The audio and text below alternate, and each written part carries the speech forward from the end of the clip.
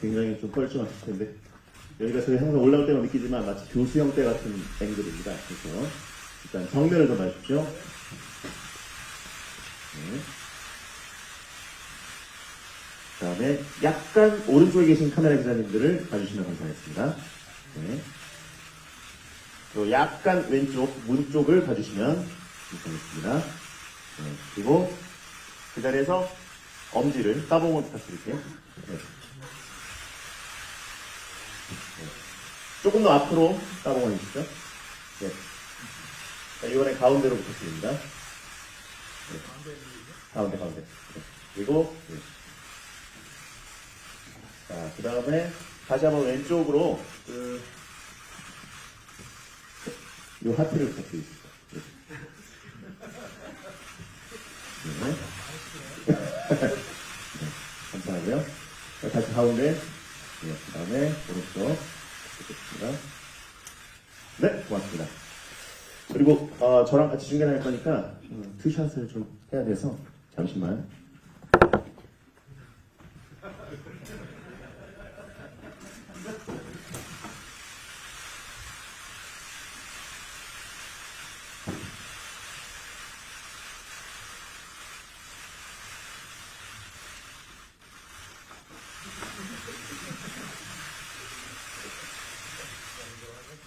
앉아서. 자, 먼저 와주신 그 언론사 관계자 여러분께 해설위원으로서 어떤 마음으로 시작하시게 되셨는지 한 말씀 부탁드리겠습니다. 네, 일단 이렇게 해설위원으로서 이 자리에 있는 것이 아직은 어색한데요. 하지만 월드컵이 전 세계 축제인 만큼 저 역시도 그의 한 부분으로서 경기를 즐기고 싶고요, 대회를 즐기고 싶고 또 많은 한국 팬 여러분들께서도 월드컵을 즐길 수 있게 되기를 저 역시도 기대하고 또 그럴 수 있게 좋은 해설을 할 수 있게끔 노력해서 좋은 해설로 더 즐거움을 배가시킬 수 있도록 노력하겠습니다. 네. 월드컵 개막이 이제 딱 한 달 정도 남았는데 그 명단을 얼마 전에 신태용 감독이 발표를 했습니다. 네. 한국의 16강 진출 가능성을 몇 퍼센트 정도라고 생각하시는지 일단 퍼센트로 좀 부탁드리겠습니다. 일단 안정환 해설위원과 이영표 해설위원이 얘기한 퍼센티지를 봤는데요. 저 역시도 이 확률이다라고 얘기할 수는 없겠지만 지금 현재 상태로 봤을 때는 50%가 안 된다고 생각을 합니다. 하지만 가장 큰 거는 월드컵이라는 대회가 언제나 이변이 일어났었고 또 그 이변을 팬들이 기대하는 만큼 또 얼마나 우리 팀이 남은 기간 준비를 하느냐 또 얼마나 많은 팬들이 우리가 월드컵에서 좋은 성적을 거둘 수 있기를 기원하느냐에 따라서 달라질 거라고 생각합니다. 자, 그리고 또 월드컵에서 박지성 선수가 그라운드에서 뛰었을 때는 사실 성적들도 거의 다 좀 괜찮았었습니다. 2002년에 4강, 또 2006년에는 졌지만 잘 싸웠다 분위기로 1승 1무 1패로 16강에 가지 못했지만 좋은 평가를 받았었고 또 2010년 남아공 월드컵 때는 원정 16강을 했었는데 2014년에는 또 처음으로 좀 아쉬운 월드컵이 됐었거든요. 이번에는 또 선수들에게 어떤 이야기를 해주고 싶은지. 일단 최종 예선을 통해서 대표팀에 대한 비난이라든지 대표팀에 대한 성적에 대해서 상당히 아쉬운 말들이 많았었기 때문에 선수들이 갖고 있는 부담감은 그 어느 때보다도 더 클 거라고 생각이 들고요. 그래서 오히려 더 선수에게 조금 더 경기를 즐겁게, 대회를 즐겁게 우리나라가 월드컵에 참여할 수 있다는 것, 또 월드컵에 참여한 팀들마다 월드컵에서 경기를 뛸 수 있다는 것 자체만으로 상당히 큰 기쁨이고 큰 혜택이라고 저는 생각을 하기 때문에 선수들 역시도 어렸을 때부터 꿈꿔온 대회라고 저는 생각이 듭니다. 그렇기 때문에 그 대회에서 자기가 갖고 있는 실력을 모두 발휘하고 또 즐겁게 부상 없이 경기를 마쳤으면 좋겠습니다. 자, 그러면 기자님들의 질문을 본격적으로 한번 받아보겠습니다. 오늘부터 이제 말로 탈압박을 하거나 하는 모습을 보실 수 있을 겁니다. 네. 마이크 좀 전달해 주십시오. 마이크 하나라서 죄송합니다. 예, 저 연합뉴스 TV의 성승환 기자라고 하는데요. 일단은 해설위원 맡으신 거 축하드리고 이제 해설위원으로서 보시는 신태영호, 그러니까 28명 발표를 했는데요. 가장 큰 관전 포인트가 어디 있다고 보시는지 궁금합니다. 관전 포인트. 뭐 일단은 지난 3월 평가전에서 봤을 때는 상당히 패스를 추구하는 경기를 했었고 또 이번에 부상으로 인해서 엔트리가 좀 바뀐 부분이 과연 남은 기간 동안 얼마나 자신이 원래 생각했던 것과는 다른 지금 상황에서 그 플랜 B를 잘 활용할 수 있을지가 가장 큰 관건이라고 생각을 하고요. 하지만 지난 3월부터 이어졌던 어떤 수비 조직력인 부분에서 남은 기간 동안 얼마나 발전할 수 있느냐가 가장 큰 관건이라고 생각을 합니다. 혹시 좀 아쉬우신지 선수 개별적으로 봤을 때 이 선수를 좀 주목해볼 만하다 하는 선수가 있을까요? 주목할 만한 선수. 아직 완전한 최종 명단은 아닙니다만 글쎄요, 뭐 일단 가장 중요한 건 현재 어떤 모습들을 보여주고 있느냐, 올 시즌에 최근 6개월, 1년 동안 어떤 모습을 보여줬느냐가 가장 중요할 거라고 생각을 하고요. 그런 부분에 있어서 뭐 손흥민 선수는 단연 주목받을 선수고 또 많은 분들이 기대를 가져게 할 만한 능력들을 보여줬기 때문에 뭐 저 역시도 손흥민 선수에 대한 기대가 크고요. 또 그런 만큼 손흥민 선수도 부담을 상당히 많이 가질 거라고 생각을 하고 또 그런 부분이 4년 전과 또 지금의 손흥민 선수와의 다른 부분이라고 생각합니다.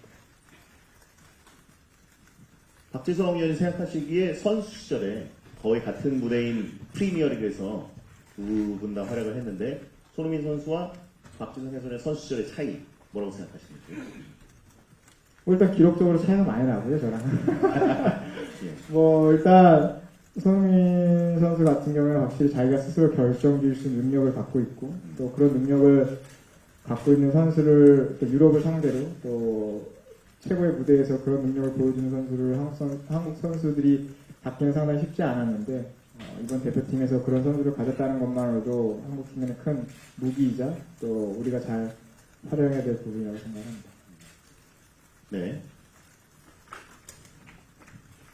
축구에 관한 좀 하나씩 드리고 싶은데요. 일단 중계에 관한 질문은 제가 알기로 앞으로 4차례 평가전이 남았는데 SBS가 순서에 의해서 중계를 못하는 걸로 알고 있거든요. 하나는 비공개고 그래서 쉽게 말하면 실전 없이 바로 월드컵에 투입되는 셈인데요. 박 해설위원 같은 경우에는 그런 거를 좀 축구에서도 뭐 실전과 훈련은 천지 차이인데 좀 어떻게 극복이랄까 좀 궁금하고요. 또 하나 축구에 관한 질문은 우리나라 16강에 가려면 수비 조직력이 약하기 때문에 11명 전원의 수비 뭐 이런 얘기들을 많이들 전문가들이 하는데 사실 그게 말은 쉽지만 그라운드에서 그렇게 하기 쉽지 않잖아요. 근데 박 의원께서 선수 시절 했던 경험 되돌아보면 좀 어떻게 구체적으로 그렇게 좀 구현해야 될지 좀 궁금합니다. 네, 뭐 당연히 실전이랑 연습이랑은 당연히 차이가 있는 건 분명한 사실이고요. 뭐 그렇지만 제가 완전히 처음이라고 하기에는 약간 애매한 부분이 있습니다.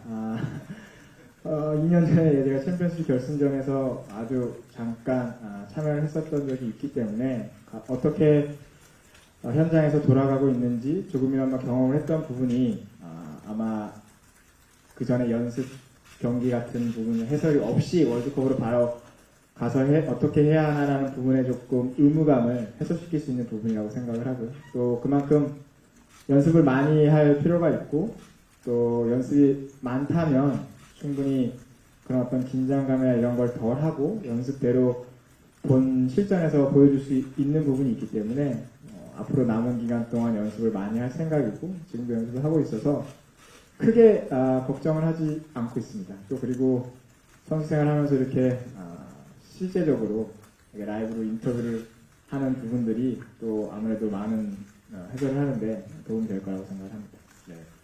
저희가 리허설을 굉장히 많이 하고 있습니다. 그래서 박지성 해설위원과 2년 전에 챔피언스리그 결승도 했었고 또 JS컵이라는 그 유소년 대회를 할 때도 같이 좀 오프닝도 하면서 축구 얘기도 중간중간에 끼어들어서 한 적이 있었는데요.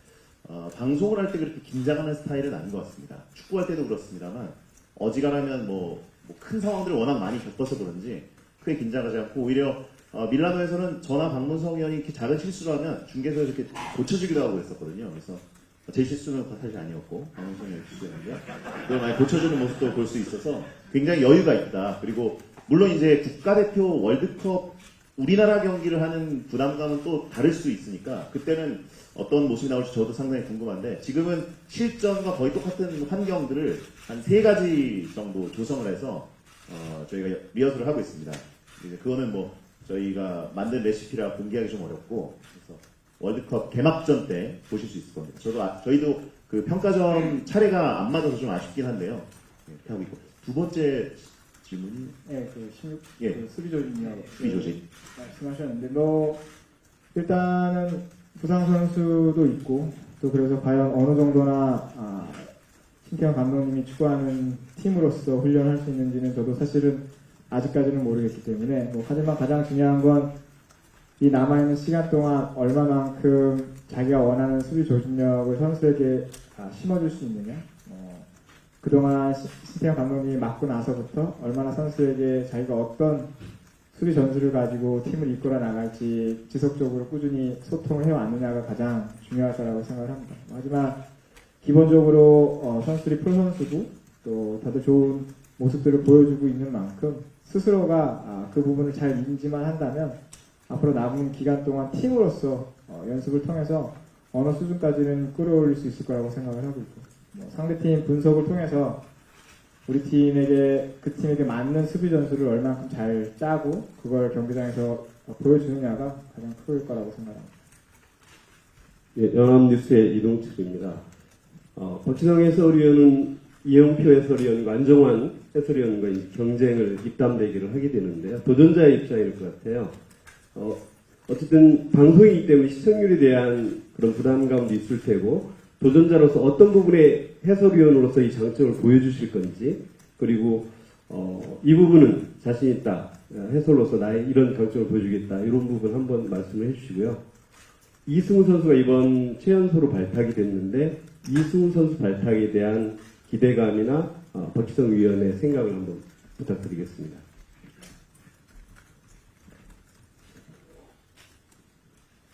질문을 많이 하셔가지고 헷갈리네요. 안정환, 예. 이영표 해설위원 도전자 입장에서 어떤 마음이신지? 방송국 입장에서 당연히 시청률을 생각을 해야 될 거는 분명 사실이고요. 제가 제안을 받았을 때 가장 크게 고민했던 부분은 과연 경쟁을 통해서 이겨야 되느냐가 아니라 그렇게 된다면 한국 팬들에게는 좀 더 다양한 해설을 들을 수 있겠구나. 각자 선수 생활을 다르게 해왔고 또 다른 위치에서 선수 생활을 해왔기 때문에 각자 보는 축구의 관점이 다르고 또 그거를 자기의 생각을 토대로 해설을 할 거기 때문에 나름대로 다 그런 선수가 보는 관점이 다른 부분이 팬들에게 좀 더 다양성을 열어줄 수 있는 기회가 될 거라고 생각을 했기 때문에 저 역시도 또 다른 거는 지도자로 제가 계속해서 선수 이후에 이어나갈 것이 아닌 것을 이미 밝혔었고 또 그런 부분이 이제 배성재 캐스터가 저를 설득할 때 얘기했던 부분의 한 부분이 이제 지도자로서 제가 갖고 있는 축구 철학을 팬들에게 보여주고 공유할 수 없기에 그렇다면 해설을 통해서 그동안 박지성이라는 축구 선수가 어떻게 축구를 했고 어떤 축구를 좋아하는지 또 어떻게 축구를 바라보는지에 대한 것들을 팬들과 공유할 수 있다면 그것도 역시도 팬들에게는 좋은 선물이 되지 않을까라는 얘기를 했었는데 그것이 아마 이번에 제가 해설을 하는 이유 중에 한 이유일 거고요. 또 그걸 통해서 좀 더 팬들에게 제가 이런 축구를 원했었고 저는 이런 축구를 하려고 노력을 했었습니다라고 좀 얘기해 줄 수 있는 부분이 되지 않을까. 아마 그 부분이 다른 해설위원과는 또 다른 부분이 되지 않을까 생각을 합니다. 네.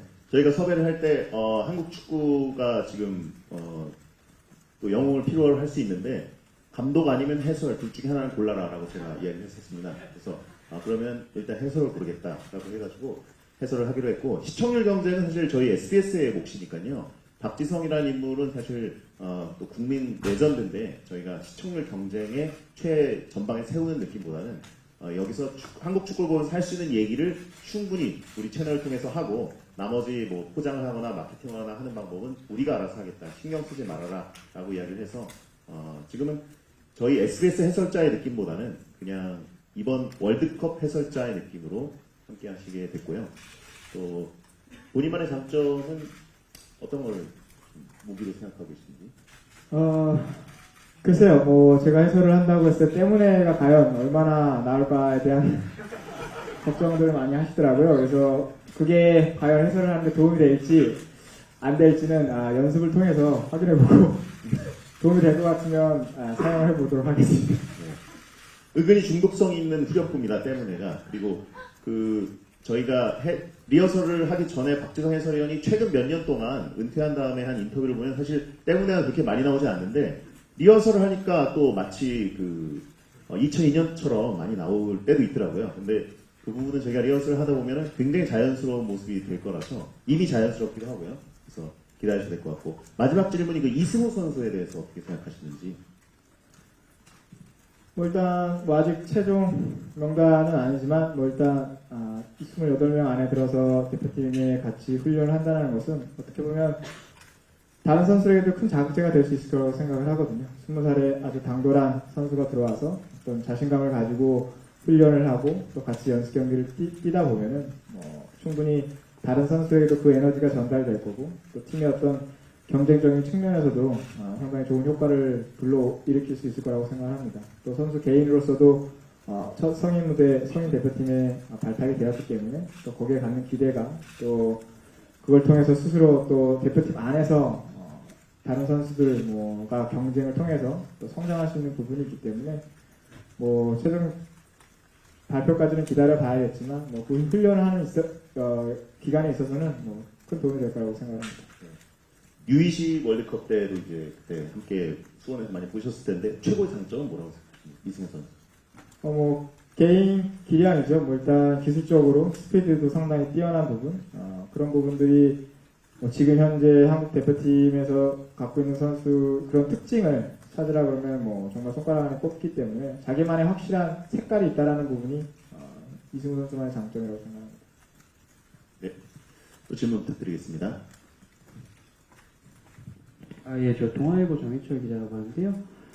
기성용 선수가 얼마 전에 피파 인터뷰에서 예전에 주장이었던 박지성의 모든 것을 배우고 싶다라고 했는데 이번에 또 주장을 맡을 가능성이 큰데 어떤 조언을 좀 해주고 싶은지 궁금하고 어제 멕시코 명단 발표됐는데 예전에 현역 때 같은 팀에 있었던 치차리토 에르난데스 선수가 예비 명단에 있더라고요. 만약에 최종까지 승선한다고 가정했을 때 그 선수를 막으려면 어떤 점을 좀 우리가 주의해야 할지 이런 거 좀 부탁드리겠습니다. 월드컵에서 주장의 역할 어떤 걸 해야 되나요?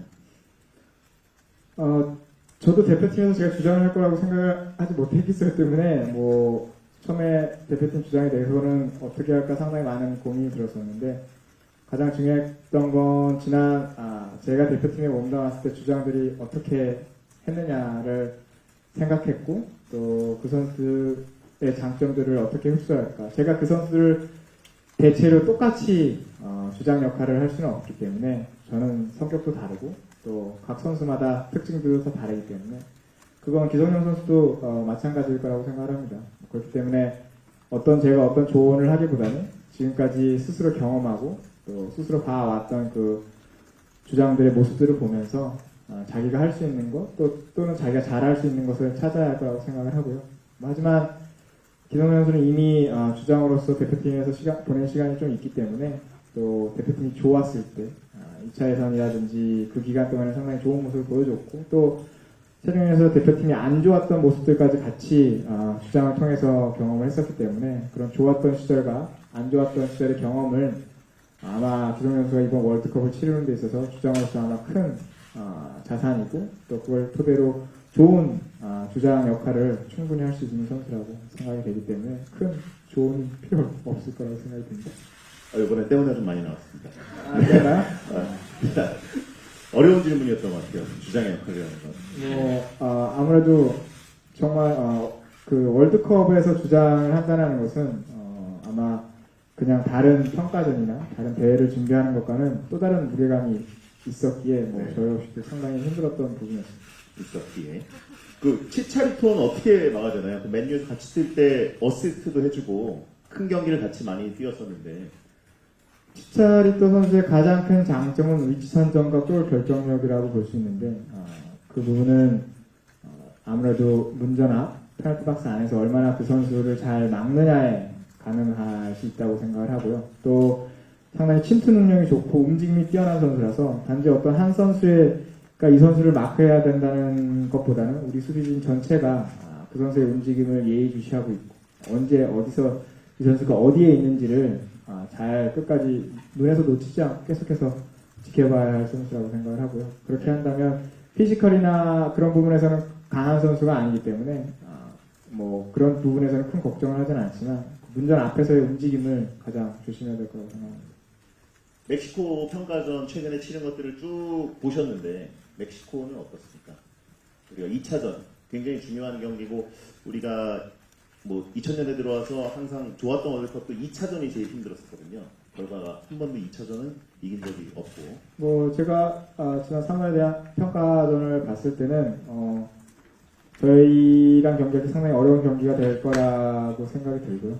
전체적으로 3백을 쓰지만 4백이 다이아몬드 형태를 쓰고 또 3톱을 쓰는 어떻게 보면은 3백을 쓰면서 그렇게까지 약간 공격적인 위치로 3백을 쓰는 팀들은 지금 세계에서 상당히 찾아보기 힘든 포메이션을 가지고 경기를 했기 때문에 또 더군다나 압박의 강도라든지 압박의 거친 그런 어떤 강도라든지 또 스피드라든지 이런 부분에서 과연 우리나라 선수들이 그 압박을 어떻게 이겨낼 것인가가 아마 멕시코전에서는 가장 큰 우리가 주의해야 될 점이고 그걸 어떻게 우리나라 뚫어낼 것인가도 상당히 중요한 포인트라고 생각합니다. 승무패 중에 가능성은 어느 쪽이 제일 높을까요? 멕시코전이. 글쎄요, 아마 승무패로 가능성이 가장 큰다. 뭐 제 어떤 바램도 들어간다면 아마 바람까지. 1무로 선택을 하고 싶습니다. 알겠습니다. 안녕하세요. 스포츠투데이 황덕윤 기자라고 합니다. 아무래도 해설하는 게 말을 하는 그런 직업이다 보니까 이제 부인분 김민재 아나운서가 뭐 특별히 조언을 따로 해주신 게 있나요? 특별히 조언을 해주기는 했습니다. 제가 리허설하는 걸 조금 들어서 그걸 했는데 생각합니다라는 말들을 좀 안 했으면 좋겠다라는 얘기를 해가지고 이미 뭐 이제 팬들은 제 생각을 통해서 이 말이 나오는 걸 알고 있기 때문에 굳이 그렇게 생각합니다라는 표현보다는 그냥 직설적으로 얘기하는 것이 시청자 입장에서 더 듣기 좋을 수가 있다라고 조언을 해줬고요. 그런 현실적인 조언을 바로 옆에서 들을 수가 있어서 아주 제가 연습을 열심히 안 할 수가 없게 되어 있습니다. 네. 저희도 D-30 프로토콜을 짜가지고 박지성 해설위원의 그 단계, 해처리, 레어, 하이브 단계 이렇게 프로그램을 다 짜놨습니다. 그래서 제가 개인적으로 레시피로 만든 것인데 오랫동안 이제 10년 넘게 국가대표 주장 또 이제 은퇴한 레전드 이런 식으로 인터뷰를 많이 하면서 이제 보통은 이제 어려운 질문에 마치 수비형 미드필더처럼 타락하는 버릇이 생겨서 뭐 아무래도 전체적으로 또 뭐기 때문에 생각합니다 이런 식으로 하는 어떤 공식이 있었지만 이번 해설에서는 분명히 다를 거라고 생각하고요. 또 다음 질문이 어떤 끝입니까? 알겠습니다. 굉장히 듣기 좋으실 겁니다. 또 그리고 박지성 해설위원 어떤 말투보다 이번에 해설할 때 분명히 느낄 수 있는 건 이 큰 무대를 많이 경험했을 때 우러나오는 그 순간적인 판단력, 그게 굉장히 정확하거든요. 사실 저희도 거기에 굉장히 기대를 걸고 있는데 물론 이제 직접 그라운드에서 뛰는 건 아니지만 판단을 시청자들에게 빨리 해줄 수 있는 것들 그런 거 한번 기대해 보시면 좋을 것 같습니다. 네, 질문 또 부탁드리겠습니다. 네, SBS 스포츠 이은혜 기자입니다. 현역 시절에 사실 한국 축구 선수 중에서 가장 많은 악플에도 시달리셨고 대표 선수 시절에는 정말 많은 부담감하고도 싸우셨는데 지금 신채영 감독님은 우리 러시아 대표팀이 팀으로서는 어차피 3패다. 그리고 수비수들이나 이제 주요 에이스들은 되게 많은 큰 부담의 1위를 위해서 선수들 개인에 대한 비난을 좀 자제해줬으면 좋겠다라는 주문을 많이 하시는데 본인 선수 시절을 생각했을 때 국가대표로 이렇게 큰 대회에 나갈 때 선수로서 좀 어떤 마음가짐, 어떤 좀 이렇게 개인적으로 이렇게 다짐을 하면서 자신감을 가지고 대회에 나갈 수 있는지 선수들이 후배들한테 좀 조언을 해주셨으면 좋겠거든요. 아마도 그 시절에도 아마 이렇게까지 인터넷이 발달되고 SNS가 발달되었으면 아마 지금과 같은 상황을 맞이하는 선수도 분명히 있었을 거라고 생각이 듭니다. 뭐 미디어의 변화가 지금의 이런 상황을 만들었다고 생각을 하고요. 하지만 그것 역시도 선수들이 극복해 나아가야 될 부분이라고 생각을 하기 때문에 뭐 가장 중요한 건 그런 것들에도 불구하고 얼마나 정신적으로 잘 준비할 수 있는지 또 스스로의 기량에 대한 믿음이 있는지가 가장 중요할 거라고 생각을 합니다.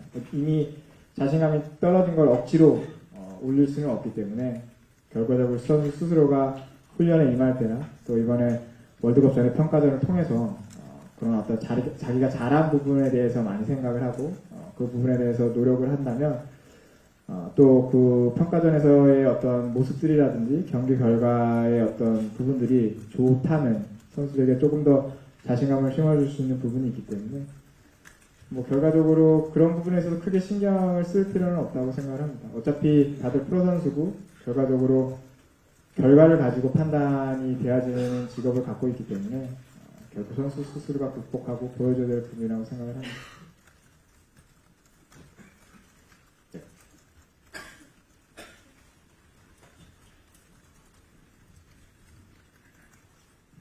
예, 데일리 투모로우의 김성 기자입니다. 아침에 이영표 해설위원께서 프랑스와 스페인이 결승에서 붙을 확률이 높다고 이번에 말씀하신 기사를 읽고 왔는데요.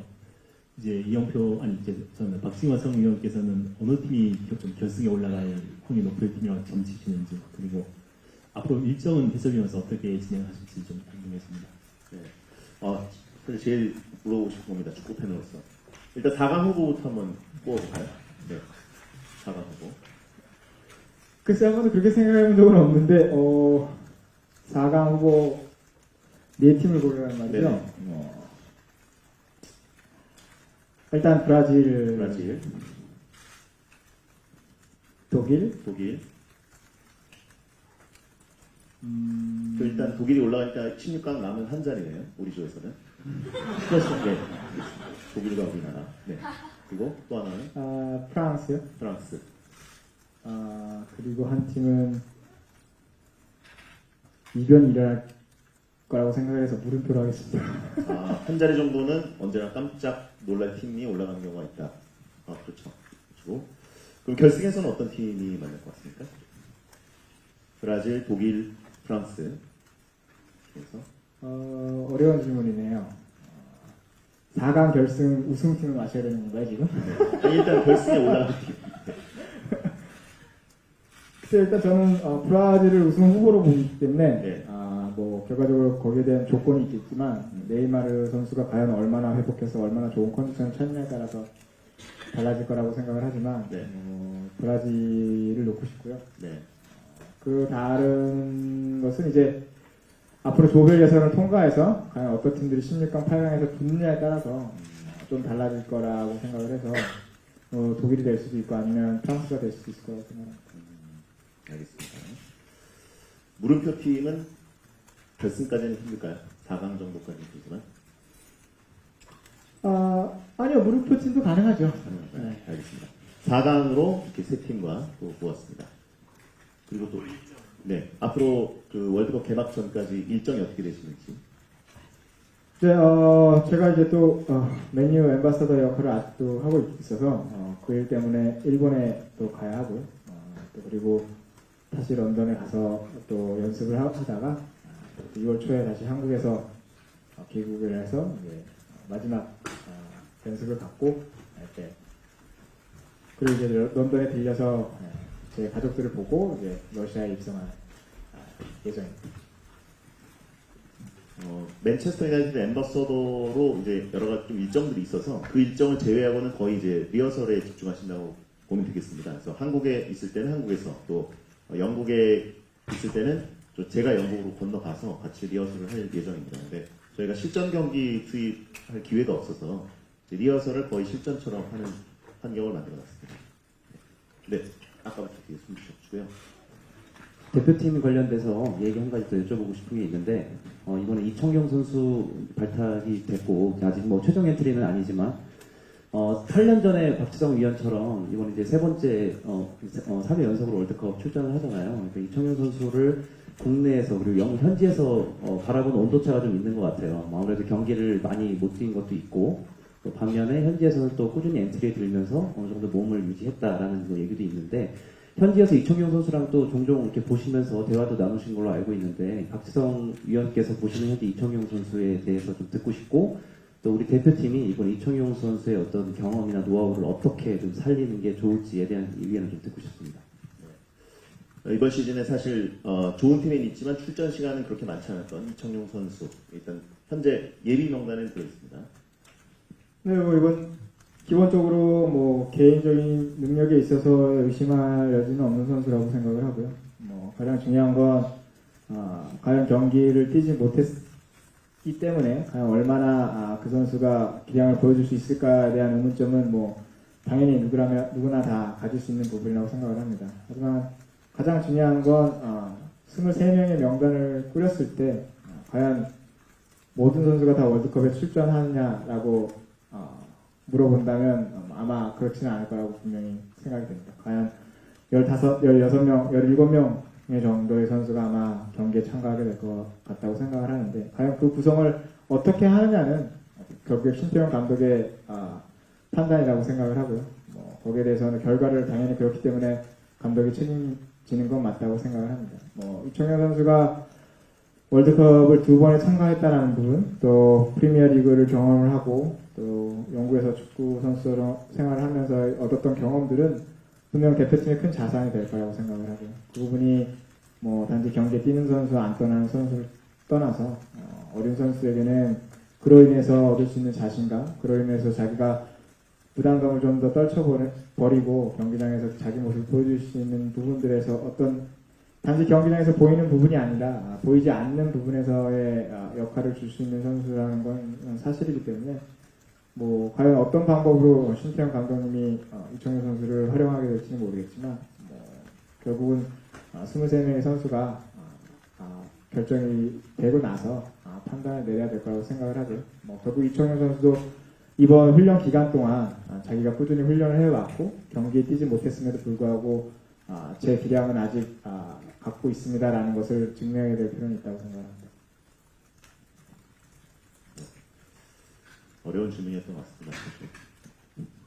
지도자는 상당히 좀 때로는 힘든 결정을 내야 될 때가 많잖아요. 선수를 때로는 내보내야 될 때도 있고 뛰고 싶은 선수 못 뛰어야 될 때도 있고 근데 해설도 어찌 보면 비슷한 면이 있을 것 같은데 우리나라 축구인들이 대부분 이렇게 인맥 이렇게 다 얽혀있기 때문에 쓴소리하기가 상당히 쉽지 않은 구조인데 우리나라 대표팀에 대해서 정말 해설할 때 가감없이 하실 수 있는 그런 의향이 있으신지 궁금합니다. 네. 네, 일단 저랑 같이 선수 생활했던 선수는 몇 명이 없습니다. 뭐 하지만 결과적으로 잘못을 내렸을 때는 어떤 잘못된 거라고 보기보다는 실수, 잘못된 판단에 대해서는 당연히 지적을 할 필요는 있다고 생각을 하고요. 경기장 안에서 보는 것과 또 경기장 위에서 보는 것과는 분명히 시야적인 부분에 차이가 있기 때문에 당연히 위에서 보면 더 잘 보이죠. 안에서 선수로 생활하는 것, 직접 경기를 뛰는 것보다는. 그렇기 때문에 그런 부분에서의 지적이지 그게 그 선수의 개인 능력에 대한 비판은 아니기 때문에 결과적으로 그런 부분에 있어서는 충분히 선수를 이해할 거라고 생각을 하고 있고요. 당연히 뭐 말도 안 되는 비난이나 이런 부분에 대해서는 당연히 하지 말아야 될 것이 분명한 사실이지만 결과적으로 위에서 봤을 때 밑에서 보지 못하는 것들에 대한 지적은 충분히 해도 된다고 생각을 하고 또 선수도 이해해 줄 거라고 생각을 합니다. 하지만 그렇게 많은 지적이 이번 월드컵에서 나오지 않았으면 좋겠네요. 그 주장일 때 선수였을 때 그 옆에 있는 미드필더나 뭐 앞에 공격수 뒤에 수비수한테 지시하고 소리치고 뭐 좀 심한 말도 한 적 있습니까? 선수 시절에? 욕을 한 적은 없습니다. 욕은 안 네, 욕을 한 적은 없고요. 뭐 하지만 선수들이 경기장에서는 들리지가 않아서 소리를 크게 질러서 얘기를 하기는 하죠. 지적을 막 한 적 있나요? 이렇게 해야 돼. 뭐 야단을 치거나 아니면 후배들을. 야단을 친 적은 없고요. 이제 소리를 질렀죠. 그게 이제 야단을 친다기보다는 이제 뒤에서 봤을 때 어떤 지시기 때문에 그 선수가 보지 못하는 거에 대한 지시지 그거는 이제 서로가 돕는 역할의 어떤 정도죠. 보통 근데 이제 상황이 벌어졌을 때 축구는 그 다른 구기 종목에 비해서 실패 상황들이 더 많잖아요. 그랬을 때 이제 보통 우리가 해외 축구를 보거나 하면은 선수들끼리 좀 서로 나누라거나 이랬어야 되지 않냐, 이렇게 길쭉하는 모습들도 자연스럽게 볼 수가 있는데 그런 걸 좀 했었는지. 외국에서는 너무나 흔히 자주 있는 일이고요. 네. 뭐 경기 중에서 욕도 하고 그러니까요. 네. 하지만 뭐 그런 부분에서 크게 개의치 않는 문화를 가지고 있어서 하지만 저희 나라는 그런 부분에서 그런 문화 속에서 자란 선수들이 아니어서 그런 말을 하지는 않죠. 하지만 경기 중에 의견을 나누고 소리를 지르고 이런 부분에 대해서는 뭐 외국하고 비슷합니다. 알겠습니다. 그 국가대표에서의 박지성과 국가대표에서의 손흥민 선수 어떤 차이가 혹시 있다고 느끼시는지? 가장 큰 차이는 저는 은퇴를 했고 손흥민 선수는 현역이라는 게 네. 가장 큰 차이고 앞으로도 계속해서 많은 일을 대표팀에 해야 할 선수인 게 아마 가장 큰 차이인 것 같습니다. 말도 안 되는 일을 플레이를 할 때 어떤 차이가 있는지. 뭐 손흥민 선수와 제 어떤 플레이 성향이 다른 부분, 또 손흥민 선수가 저보다는 좀 더 공격적이고 저보다는 조금 더 스피드 있고 저보다는 좀 더 기술적이고 저보다는 좀 더 마무리를 잘하는 그런 선수라서 예. 아마 저희가 월드컵에서 겪는 상대들은 저희보다 강한 상대들이기 때문에 아무래도 저희가 가질 수 있는 어떤 공격의 찬스라는 부분이 상당히 적을 수가 있는데 그런 적은 찬스 안에서도 그 결정력이 높은 선수가 있다면 대표팀에 큰 도움이 될 텐데 아마 그게 손흥민 선수이기 때문에 대표 선수뿐만이 아니라 많은 팬 역시도 거기에 많은 기대를 걸고 있을 거라고 생각합니다. 그러면 선수 시절 국가대표의 박지성이 국가대표 손흥민보다 좀 더 나은 모습은 뭐가 있을까요? 저는 조금 더 에너지가 넘치고 저는 조금 더 많이 뛰고 손흥민 선수 안 뛰나요? 그건 아니죠. 손흥민 선수가 배가 많이 뛴다는 얘기죠. 손흥민 선수가 안 뛴다는 얘기가 아니라 그럼 제가 손흥민 선수가 너무 기술이 없다고 얘기하는 거야. 저도 기술이 있지만 손흥민 선수가 저보다 좋잖아요. 알겠습니다. 네. 조금 더 에너지를 보여줬다. 그렇죠. 뭐 에너지가 좋고 활동량도 좋고 수비 가담률도 더 높고 이런 부분들이 조금은 다르지 않나. 알겠습니다. 네. 재질문해 주신 분들도 많은 것 같습니다. 아까 멕시코 관련해서 좀 이렇게 분석과 뭐 예상을 해주셔서 나머지 이제 스웨덴과 독일에 우리가 주의해야 할 점과 경기 결과에 대한 뭐랄까요 예상 이런 것도 같이 좀 부탁드립니다. 스웨덴과 독일 1차전이 이제 스웨덴 경기 제일 중요한 경기가 될 텐데요. 그래서 이번 조별 예선에서 저는 1승 1무 1패로 16강에 올라갔으면 좋겠다고 생각을 하거든요. 그 이상의 성적을 내면 더 좋겠지만 아마 그게 저희가 낼 수 있는 지금 현재 상황에서 기대할 수 있는 부분이기 때문에 그렇게 말씀을 드렸던 것이 꼭 무가 나올 거라는 얘기는 아니고요. 하지만 스웨덴과의 첫 경기에서는 반드시 승점 3점을 가지고 와야 저희가 남은 두 경기를 준비하는 데 있어서 또 16강에 진출하는 데 있어서 가장 중요한 변수가 될 거라고 저는 생각을 합니다. 스웨덴 역시도 4-4-2 포메이션으로 경기를 하고 있고요. 상당히 약팀와의 경기를 아직 제가 보지는 못해서 약팀과 경기를 할 때는 어떻게 하는지는 아직 모르겠지만 일반적으로 봤을 때 수비 라인을 그렇게까지 많이 올리지 않고 적당한 선에서 상당히 간격을 좁혀서 플레이를 하기 때문에 그런 경기를 과연 우리나라 선수들이 역습 상황이 아닌 상황에서 얼만큼 그거를 뚫어낼 수 있을지가 상당히 중요하고요. 얼만큼 상대의 뒷공간을 우리가 노릴지가 상당히 중요할 거라고 생각합니다. 일단 자체적으로 센터백들이 상당히 키가 좋고 세력이 좋기 때문에 하지만 거기에 비해서 저희는 상당히 작고 빠른 선수들이 많아서 그 부분을 과연 얼마나 활용할 수 있느냐, 과연 우리가 좋은 움직임에서 얼마나 좋은 정확한 춤트 패스를 넣어줄 수 있느냐에 따라서 스웨덴에게 얼마나 공격적으로 많은 타격을 입힐 수 있을지가 큰 관건이라고 생각을 하고요. 수비적으로 봤을 때 그런 피지컬이 뛰어난 상대를 가지고 우리가 얼만큼 버틸 수 있느냐가 가장 중요할 거라고 생각을 합니다. 지금 더군다나 수비수들이 많이 바뀐 상황에서 얼마나 좋은 호흡을 가지고 기본적으로 1대1 능력에서 그런 피지컬을 갖고 있는 상대로 우리가 1대1 싸움에서 이길 수 있기는 상당히 쉽지 않기 때문에 얼마나 우리가 협력 수비를 통해서 그 선수를 도우면서 얼마나 라인을 촘촘하게 가지고 가고 끝까지 물고 들어줄 수 있느냐 가장 중요할 거라고 생각합니다. 스웨덴 같은 경우는 13 울리고 나서부터 후반까지 거의 동일한 모습들을 보여주기 때문에 그 꾸준함을 과연 우리가 어떻게 흔들 수 있느냐, 또 키가 크고 아무래도 세트플레이 능력들이 상당히 좋기 때문에 얼만큼 위험 지역에서 세트플레이를 주지 않으면서 수비를 할 수 있느냐도 저희가 경기를 하는데 도움이 될 거라고 생각합니다. 그래도 이제 그 스웨덴 보면은 어떤 선수를 우리가 이제 주적으로 설정하지 않습니까? 보통 월드컵 때 첫 경기 상대 중에 제일 이 선수 잡아라. 누구를 좀 제일 뭐 일단 플레이로 꼽고 싶은지. 토르스키 선수가 지금 분데스리가에서 뛰고 있는데 지난 3월 경기를 봐서는 스웨덴에서 가장 개인적인 기술이 있고 뭔가 창의적인 부분을 만들어낼 수 있는 선수라서 과연 그 선수가 월드컵까지 어떤 컨디션을 하느냐가 저희 팀에게 상당히 중요할 거라고 생각하고 그 선수가 부터 나오는 어떤 창의적인 그런 공격 전개를 어떻게 막아내느냐도 상당히 중요할 거라고 생각합니다. 그 마르쿠스 포르스베리 말씀하신 거죠? 아니 그 스트라이커 말고요. 그 에밀 포르스베리. 예. 그 선수가 원래는 포슈베리라고 현지에서 발음이 되는데 저희가 명단은 포르스베리라고 결국 해야 될 것 같습니다. 그렇게 계속 불러와서 양해를 일단 부탁드리고 그 선수랑 그럼 우리나라에서 어떤 선수가 좀 맞상대를 하게 될까요? 포르스베리랑?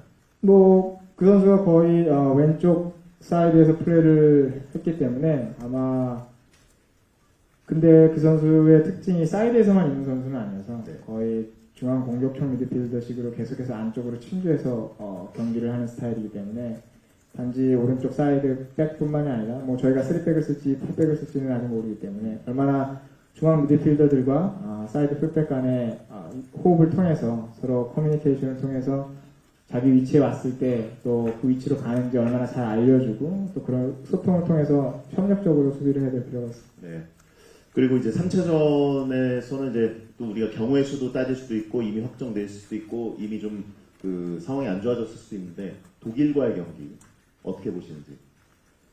뭐 23명 중에 누가 나와도 우리보다 전력이 좋고요. 네. 뭐 개인적인 기술 또 뭐 팀으로서의 능력 뭐 너무나 좋기 때문에 제가 브라질과의 경기를 봤지만 압박의 수준이라든지 뭐 공격의 전개 수준은 뭐 스웨덴하고 비교해 봤을 때도 차원이 다른 수준이어서 과연 독일이 그 전에 당연히 2승을 해서 빨리 16강 진출을 결정짓는 게 가장 중요할 거라고 보고요. 우리한테 그게 좀 유리하니까. 뭐 아무래도 그렇게 된다면 선수를 바꾸기는 하겠지만 그래도 전력을 다해서 저희랑 경기할 이유는 없어지기 때문에 그렇게 된다면 부상을 안 당하는 게 가장 중요한 문제가 될 수 있고 또 하지만 새로운 선수들이 들어왔을 때 그 새로운 선수는 또 다른 자기의 모습을 보여줘야 될 의무가 있고 또 그런 능력을 보여주기 위해서 노력한다고 생각을 해서 네.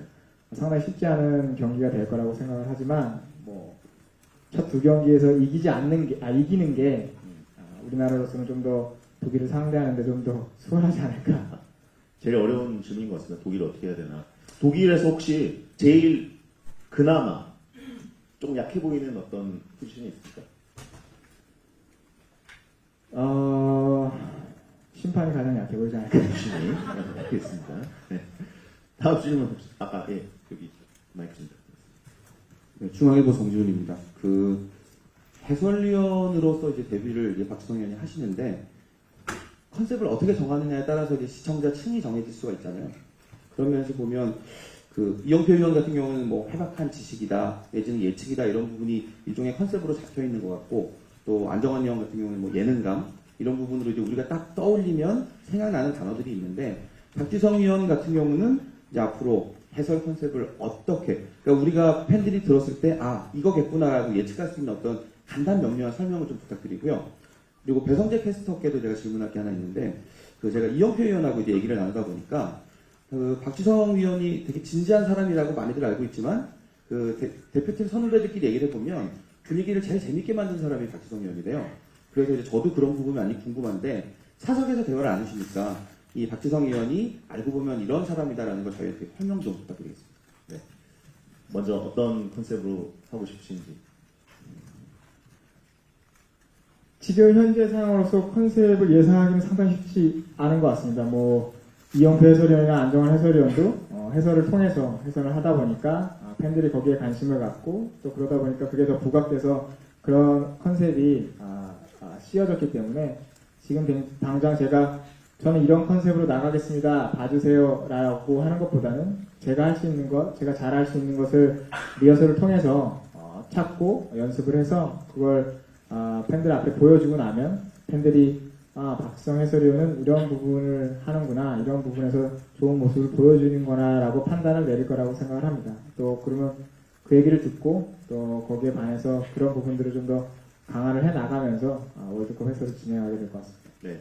아마 본인은 본인이 어떤 모습으로 비춰지는지 아직 전혀 모를 것 같습니다. 그래서 사실 그 아내인 김민지 전 아나운서도 얘기하지만 굉장히 짓궂은 농담하는 것도 즐기는 사람이고 굉장히 재밌는 사람이라고 얘기를 했었고, 제가 이제 그 부부나 아이들과 함께 있는 모습을 이렇게 지켜보면 굉장히 재밌고 친절하고 그런 아빠였거든요. 사실 어떻게 보면 개인적 욕심은 그 요즘 육아 예능도 많은데 그런 모습을 한 하루만 비춰줘도 굉장히 재밌는 장면들이 많이 나올 거라는 생각이 들었습니다. 근데 또 같이 축구를 보면서 축구 얘기를 하면 또 재밌게도 얘기해주고 아주 친절하게 이야기도 많이 해주고, 저도 이제 축구 중계를 많이 하면서 많은 해설자 이야기를 들었지만 박지성은 이런 상황에서 이렇게 보는구나 라는 모습을 캐치할 수가 있어서 그걸 저만 듣기에 좀 아깝다는 생각이 많이 들었거든요. 그래서 온 국민들이 이런 이야기를 좀 들어보고, 물론 이제 갑자기 이제 해설을 하게 됐기 때문에 오랫동안 해설을 해온 사람들처럼 아주 능숙하게 방송을 하는 사람은 아니겠지만 자기가 생각하는 부분들을 무리 없이 전달한다는 또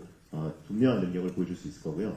제가 개인적으로 이제 리허설도 하고 몇 년 동안 축구를 보면서 같이 이야기를 좀 나눴을 때 느꼈던 거는 생각했던 것보다 훨씬 더 스마트합니다. 그래서 정확하게 판단을 하고 좀 말에 어떤 욕심이 있는 사람이 아니라서 말을 만들어서 하진 않지만 자기가 정확히 판단한 부분을 빨리 얘기하는 편이고, 그 다음에 생각했던 것보다 훨씬 더 친절하게 얘기를 합니다. 왜냐하면 인터뷰를 할 때는 이제 인터뷰 대상자니까 최대한 말을 줄이더라도 본인이 별 신경 쓰지 않아도 되겠지만, 이제 해설자가 되면 자기가 책임을 지고 그 자리에서 마이크를 잡고 얘기하는 거기 때문에 굉장히 말도 많이 하려고 하고 친절하려고 하고 그렇습니다.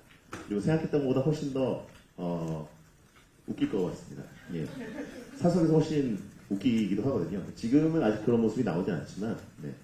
근데 이제 저희가 걱정하는 건 월드컵이 저희 생각하는 것만큼 정말 농담도 좀 많이 할 수 있고 그런 분위기면 정말 좋겠는데 그렇지 않을 가능성도 있기 때문에 저희는 일단은 디폴트 상태로 중계를 하려고 하고요. 할 수 있는 말들을 하고 그 다음에 이제 박지성 해설위원이 보는 축구에 대해서 어떻게 생각하는가, 그동안의 경험들 이런 것들은 많이 녹아있을 것 같습니다. 제가 어제 비싼 선물을 했더니 말을 잘해주네요. 네, 저는 대통령 시계와 박지성 시계 두 가지를 쓰고 있습니다. 자, 시간이 거의 1시간이 돼서 생각보다 질문을 많이 주셔서 참 감사한데 어떻게 마지막 질문 하나만 해주시면 끝내겠습니다. 네. 예, 마지막으로 이제 이번 월드컵 때는 이제 다크호스 팀이 있고 또 월드컵을 통해서 세계국적인 영웅으로 발돋움한 선수들이 있는데요. 네, 잘 알려지지 않았지만 이제 그 돌풍을 일으킬 팀 하나랑 선수 한 명 정도만 좀 말씀해 주시면 좋겠습니다. 돌풍을 일으킬 팀과 주목하는 선수. 그게 정말 어려운 질문이에요. 아마 우승팀을 예상하는 것보다 돌풍을 일으킬 팀을 예상하는 게 아마 확률적으로 더 어려울 거라고 생각이 드는데요. 이거 맞추면 정말 최고네요. 이 이상 예측이 없겠습니다. 돌풍을 일으킬 팀 맞추면. 그래도 모르죠. 예. 네, 그래도 모르는데 개인적으로는 이집트가 과연 어느 정도나 보여줄까. 살라라는 올해 가장 센세이션한 활약을 보여준 선수를 가지고 있는 팀이 과연 그 선수와 같이 어느 정도까지 월드컵에서 성과를 보여줄 수 있을까에 대한 기대를 많이 갖고 있고요. 더군다나 그 조에 속한 조에서 충분히 또 16강에 진출할 만한 그런 어떤 위치에 있기 때문에 과연 그 팀이 살라를 통해서 어디까지 보여줄 수 있는지가 개인적으로 상당히 크게 관심을 가지고 있습니다. 이집트가 그 개최국 러시아랑 사우디랑 또 같은 조에 있는데 A조입니다. 네네. 어디까지 올라갈 수 있을까요? 일단은 조 1위를 하느냐 2위를 하느냐에 따라서 또 16강 상대가 달라지기 때문에 B조가 근데 스페인과 포르투갈이 있는 조입니다. 뭐 그렇기 때문에 과연 스페인이랑 붙을까 포르투갈 붙을까 아니면 다른 팀이랑 붙을까에서 달라질 수 있어서 뭐 과연 조 1위를 한다면 8강까지도 갈 수 있는 충분한 능력이 있지 않을까. 과연 살라가 컨디션이 지난 1년 동안 혹사를 한 건가 아니면 아직까지 에너지가 남아있는가에 따라서 좀 달라질 거라고 생각합니다. 한 시즌 동안 엄청 펄펄 날았어도 오히려 체력적으로 좀 힘들 수도 있다. 뭐 그 얼마나 체력을 쏟아부었는가는 모르겠지만 뭐 어쨌든 상당히 기분 좋은 시즌을 보냈기 때문에 선수 스스로는 그런 어떤 정신적인 부분이 체력적인 부분을 더 끌어올릴 수가 있어서 월드컵에서도 충분히 좋은 활약을 이어갈 거라고 생각합니다. 네.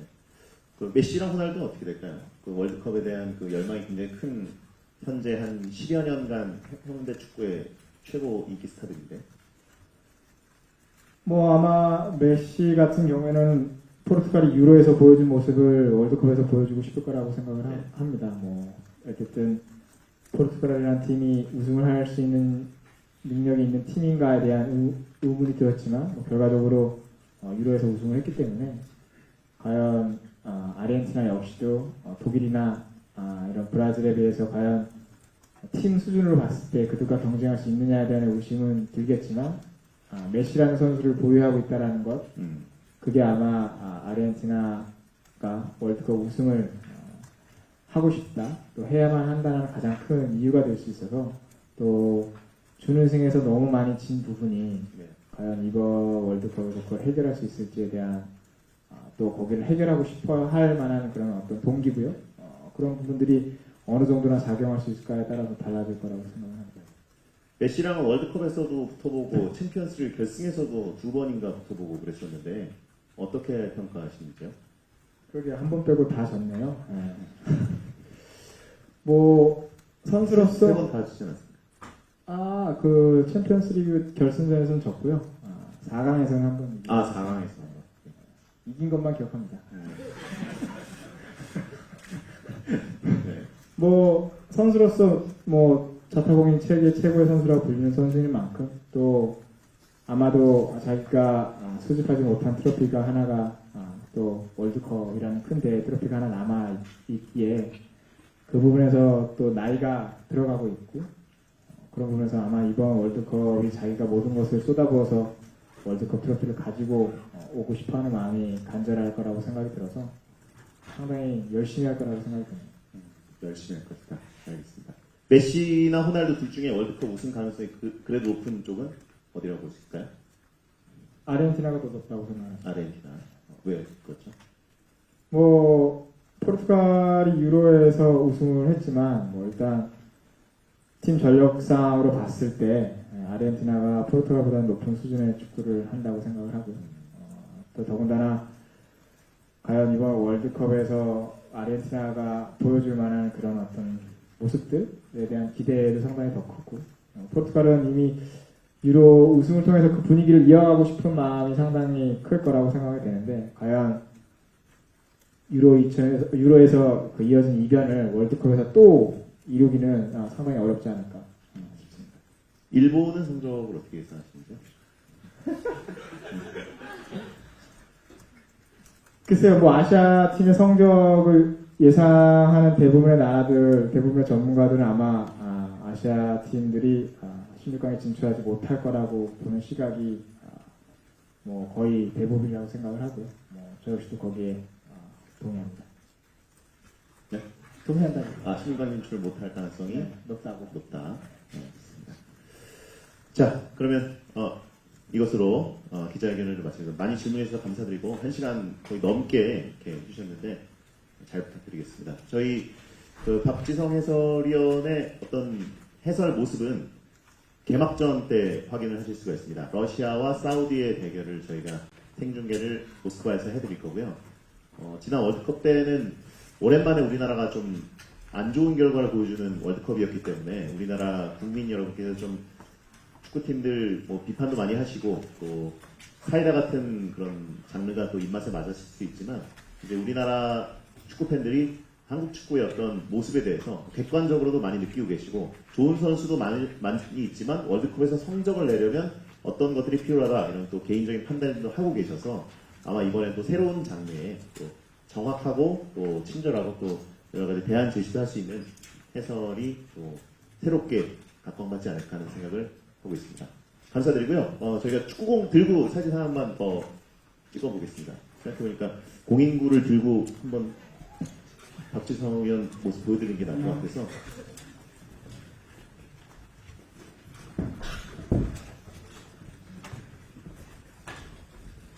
그리고 오늘 와주셔서 감사드리는데 끝나고 혹시 기자님들 중에 그 박지성 의원을 이렇게 셀카 혹시 원하시는 분 있으면 전원에게 응해드리도록 하겠습니다.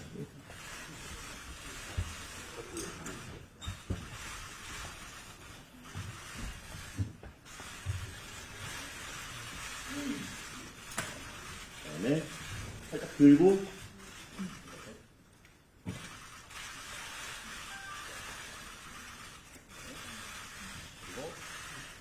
손에 이렇게 들고 살짝 앞으로 내미는 자세를 한번 해보겠습니다.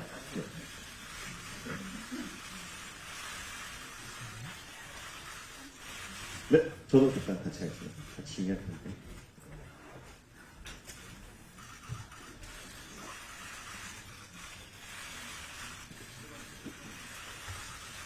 네, 감사합니다. 네, 감사합니다.